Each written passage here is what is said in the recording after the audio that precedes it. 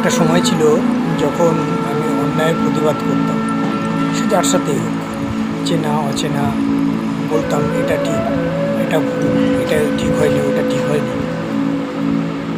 কিন্তু যখন আমি একটা সমস্যার মধ্যে দিয়ে গেলাম, তখন দেখলাম ও বাবা, কাউকেই তো পাশে পাওয়া যায় না, না চেনা লোক না অচেনা লোক, ওই দূর থেকে আহু।